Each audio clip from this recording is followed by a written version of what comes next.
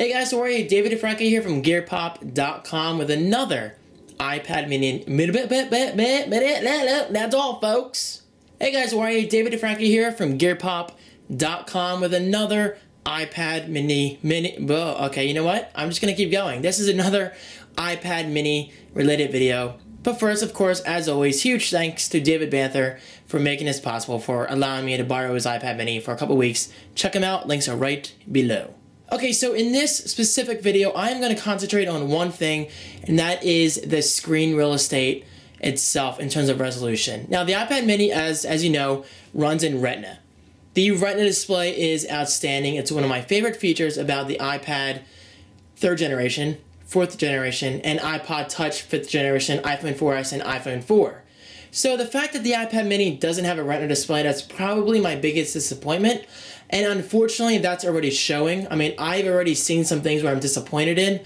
But you have to keep in mind, if you're not originally a Retina display user or just a geek like myself, then it probably is not a huge deal to you. I mean, considering this sells for $500 and this sells for $329, obviously Apple's going to have to cut back on some things. And I think this means perhaps this time next year, Apple will advertise the iPad mini 2nd generation with a Retina display just to sell more. Speaking from personal experience, a Retina display alone would really make me want to buy the iPad mini. As of right now, I can't see myself buying one just yet. It's not quite there because I'm really happy with my iPad 3rd generation. But anyway, let's just start the video and jump into some clear examples. So let's activate Siri. Hello, Siri. Hey, hello. Now, you can't see it, but if you look real closely in person, and of course, again, I really have to stress this, guys, you really cannot see this in video. You're going to have to go to an Apple store or a Best Buy or just buy one for yourself or use a friend's or whoever's and just check it out for yourself. The screen, actually no, I should say the text and the Siri button alone on the iPad 3rd generation and above are much more sharp than the iPad mini. Now, I shouldn't say the iPad mini screen sucks. It's far from sucking. I've seen far worse, trust me. But I gotta say, I'm a little let down by the screen performance. Alright, so moving on, let's go to GearPop.com, my newest website. Now, again, in person, you can see right away that the text on the right is much more sharp than the text on the left. Again, I just have to say this, the text on the left isn't bad looking, it's simply not as good looking as the text on the right.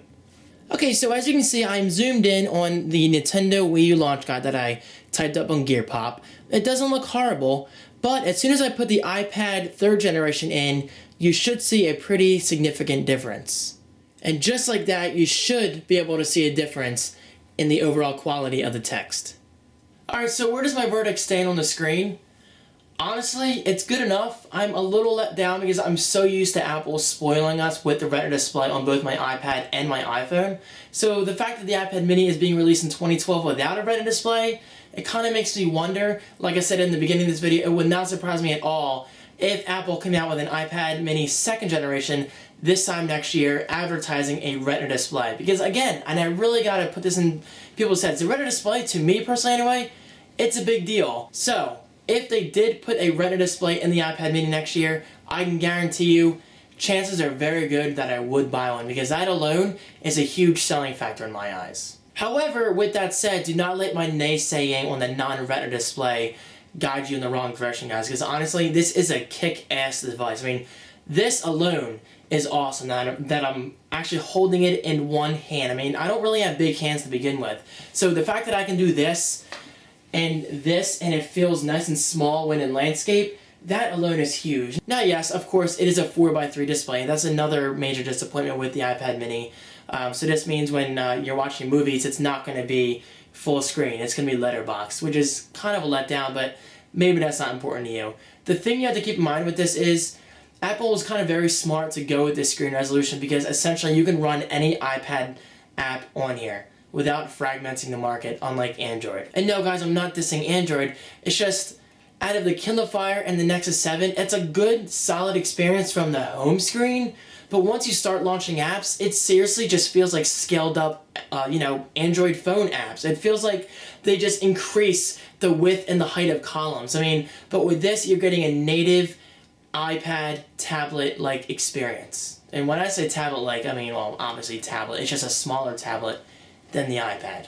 Do you guys get what I'm saying? I'm kind of rambling. This is kind of a new product for me, and I'm still going to look into it further, obviously. I am going to go and hopefully edit this video into something that's somewhat organized, because I know I've had a lot of cuts, but it's raining, I'm distracted, I'm thirsty, I just want to get into Final Cut Pro 10 and edit all these iPad videos, because this is like my 4th one today. Alright guys, thank you so much for watching.